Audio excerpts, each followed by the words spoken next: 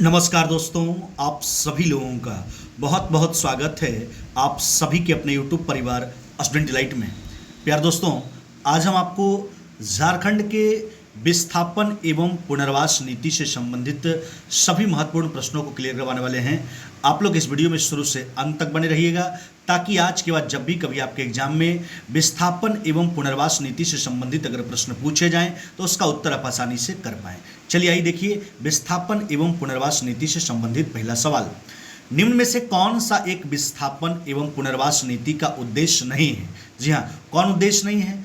तो पहला ऑप्शन क्या दिया गया? न्यूनतम विस्थापन करने पर बल देना, यह उसका उद्देश्य है। कौन उद्देश्य नहीं, यह पूछा जा रहा है। समाज के कमजोर वर्गों के अधिकारों की रक्षा करना, यह भी उद्देश्य है।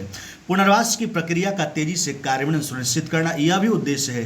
तो आपका उत्तर क्या हो जाएगा? ऑप्शन नंबर डी, यह उसका उद्देश्य नहीं है। लघु एवं कुटीर उद्योगों में निर्मित उत्पादों हेतु उचित बाजार की व्यवस्था करना, यह जो है विस्थापन एवं पुनर्वास नीति का उद्देश्य नहीं है। कौन नहीं है? तो ऑप्शन नंबर डी नहीं है। चलिए आगे बढ़िए, प्रश्न संख्या दूसरा, राज्य के विस्थापन एवं पुनर्वास नीति के तहत निम्न में से किस स्थिति में किसी योजना का सामाजिक प्रभाव मूल्यांकन करना अनिवार्य होगा?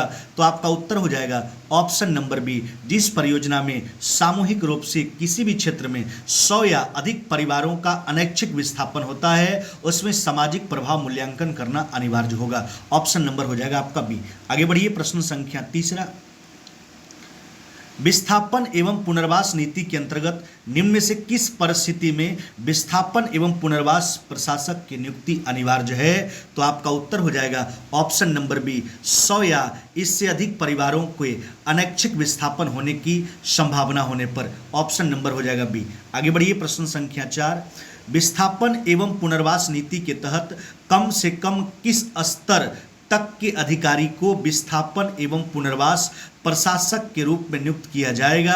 है ना, तो आपका उत्तर हो जाएगा ऑप्शन नंबर बी, उपायुक्त।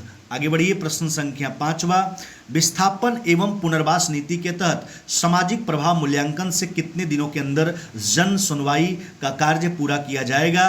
तो उत्तर हो जाएगा 1 माह के अंदर। Option number B. प्रश्न संख्या 6, विस्थापन एवं पुनर्वास योजना के तहत की गई किसी घोषणा को कम से कम कितने समाचार पत्रों में प्रकाशित किया जाना अनिवार्य है? उत्तर हो जाएगा 3। कम से कम कितने समाचार पत्रों में? 3।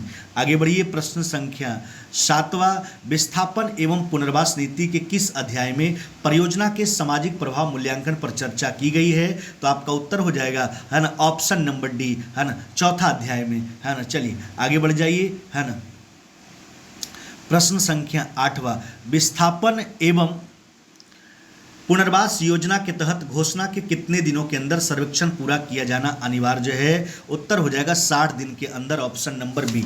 आगे बढ़िए, प्रश्न संख्या 9, विस्थापन एवं पुनर्वास योजना इससे संबंधित आपत्तियों पर विचार के कितने दिनों के भीतर सर्वेक्षण ब्यूरो को राज्य सरकार को भेज देगा? उत्तर हो जाएगा 15 दिन के भीतर। Option number C. प्रश्न संख्या 10, विस्थापन एवं पुनर्वास योजना के तहत राज्य सरकार द्वारा प्रशासक के से सर्वेक्षण का ब्यौरा प्राप्त होने के कितने दिनों के भीतर उसे शासकीय राजपत्र में प्रकाशित कराया जाएगा? उत्तर हो जाएगा 15 दिन के भीतर। Option number C.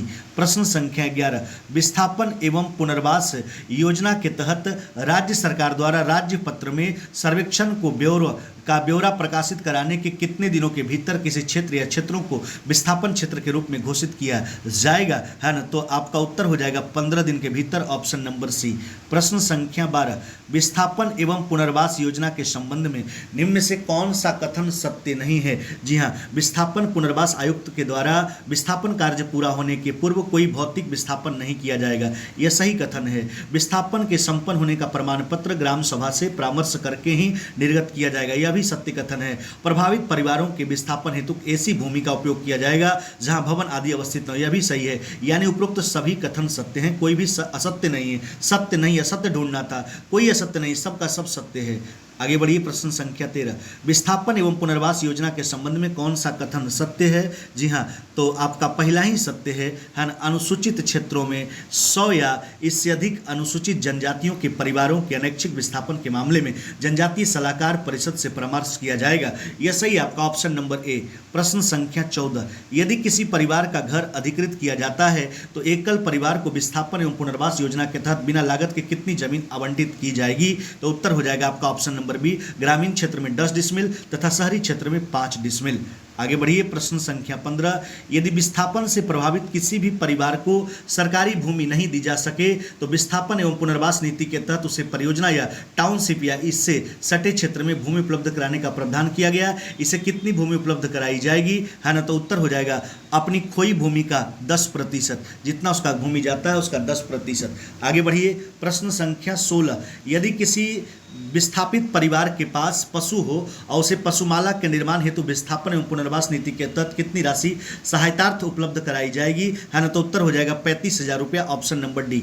प्रश्न संख्या 17, यदि किसी विस्थापित परिवार के पास है ना पक्की दुकान या गुमटी है जिसमें वह व्यवसाय करता है तो विस्थापन पुनर्वास नीति के तहत उसे दुकान के निर्माण हेतु एक मुश्त कितनी राशि उपलब्ध कराए जाने का प्रावधान किया गया है ना, तो उत्तर हो जाएगा 50,000 रुपया, ऑप्शन नंबर बी। प्रश्न संख्या 18, यदि विस्थापन से प्रभावित किसी परिवार को परियोजना में रोजगार मुहैया नहीं कराया गया है तो विस्थापन एवं पुनर्वास नीति में इससे संबंध में से क्या प्रावधान किया गया है ना, तो प्रभावित परिवार को प्रति एकड़ प्रति माह 1,000 रुपया की दर से विस्थापन की तिथि से 30 वर्षों तक वित्तीय सहायता उपलब्ध कराई जाएगी। यह सही है, यह भी प्रावधान किया गया। प्रत्येक 2 वर्षों पर इस राशि में 500 रुपये की वृद्धि किया जाएगा। यह दोनों है, उपरोक्त दोनों प्रावधान किया गया है, ऑप्शन नंबर सी। प्रश्न संख्या 19, केंद्र या राज्य सरकार की किसी सार्वजनिक उपक्रम परियोजना के अतिरिक्त अन्य किसी अव्यवसायिक परियोजना के मामले में प्रभावित परिवारों के बीच परियोजना की वार्षिक शुद्ध आय है ना कितना प्रतिशत आय का मौद्रिक रूप में वितरण किया जाना विस्थापन एवं पुनर्वास नीति में सुनिश्चित किया गया है? तो उत्तर हो जाएगा 1%, ऑप्शन नंबर डी। प्रश्न संख्या 20, विस्थापन एवं पुनर्वास नीति के तहत अनुसूचित जाति जनजाति परिवारों से भूमि अर्जन के किसी भी मामले में भूमि का कब्जा लेने से पूर्व उन्हें प्रतिकार का भाग प्रथम किस्त के रूप में अदा करना अनिवार्य है ना, तो उत्तर हो जाएगा 1/3, ऑप्शन नंबर बी।